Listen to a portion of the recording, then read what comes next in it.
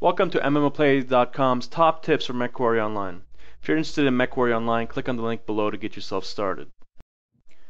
Tip number 1 is know your role. Mechs play many different roles in Mechwarrior Online, generally categorized by 4 different weight classes you can use in the game, but also into specializations. Besides the trial mechs, which are available for everyone, you can customize your mechs when you buy new ones. Mechs are typically considered to be generalized layouts or specialized layouts.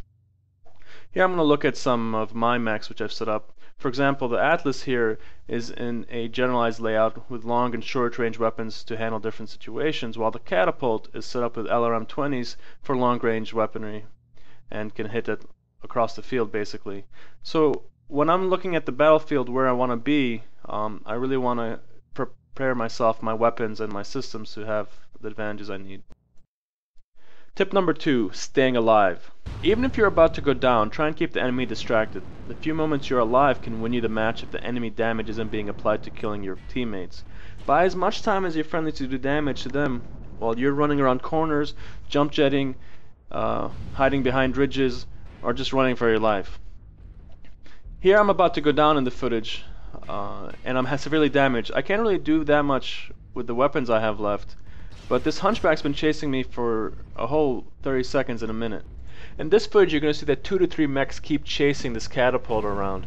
Friendlies are going to keep putting fire on them while they're focusing on him because they see that he's damaged. They think they can take him down easily, but he's using evasion, corners, and other tactics to avoid dying. He's going to last for quite a few minutes here until he gets taken out. But meanwhile, the enemy has taken so much damage from friendly fire by focusing on him that the team is actually going to win the match, as you see in the final result panel coming up in a moment. You see, by hiding in this alcove here, he's not giving them good shots on him, and they keep thinking about him. So the enemy ends up losing the match because they're chasing a catapult around while everybody else was dying around them. Tip number 3, ridges and general cover. Ridges are pretty common cover in the game. When you come up on the ridge, you want to be ready to move behind it, and you don't want to go too far over the ridge, especially with heavier mechs that don't stop so quickly. You can find yourself on the wrong side of the ridge, totally exposed to enemy fire. Ridgelines are also a really good place to look for targets while you're waiting. You're not going to be exposed to so much enemy fire and you're kind of disguised. When you do find a target, like in this situation, you can immediately see who wants to face off and who wants to get behind and get safe. In this case, the enemy doesn't want to go up against an LRM boat and gets behind the crashed spaceship. The catapult's going to retreat because he doesn't want to let too many people see him, so he doesn't get flanked. Light flanking. The most important tactic for light mechs is to flank your targets. You can evade a lot of damage and get the enemy really frustrated if they can't shoot you. Because you're small and light and don't have a lot of armor, it's really the only way you can stop from dying. This is why heavies and assaults are pretty vulnerable alone against the light as well. Because they can't turn fast enough to keep up with you, you can actually do a lot of damage. So don't think just because you're in light mech you can't take them on. But it is a lot harder when they're in a group together. Isolating them is probably the first thing you want to do, just like in this situation. Stay alive long enough for your friends to arrive, because they probably know that you have a big mech over there. By the time that they get on the field, you should hopefully have taken down enough of their armor so they're an easy kill for the bigger weapons. By using this tactic to your advantage, you can earn a lot of points for your team. In fact, you can be one of the top damage dealers, one of the top killers, if you can really keep on top of them. The best way to counter light mechs is with a medium mech, just like with this hunchback. Mediums are pretty good at staying on top of lights, even though they're faster. If you're in an assault, keep a medium near you. Tip number 5 is going to be aggressive with your assault mechs. Assault mechs can take a lot of pain, and generally they don't want to get isolated, but even if they're isolated like in this footage here, they can take on 3 to 4 mechs if they're good, if they're smart, and if they don't let the enemy get a lot of easy shots on them. Here this assault is going to fight 3 to 4 mechs as he's being surrounded in this building compound. And what he's trying to do is to keep the mechs off his back while he does damage. He's going to take out this light mech with a clean shot right now, and then he's going to move on to the other mechs. With that light mech down, a lot of his problems are going to be gone in terms of evading the damage. He's left with facing off a heavy, another light, and a medium. And none of them really want to face off with him straight on, and he knows this. He also is trying to keep them off their back, so putting your back against the wall is a good place to start. Although he doesn't end up winning the fight in this situation, you can see that you can take a lot of pain with assaults, and if you're in a group of 2 or 3, you're a menace to be reckoned with. Don't be afraid if you're in an assault mech with a few friendlies to punch through enemy lines, give them something to run for, and make sure that they realize that you're not going to be an easy target.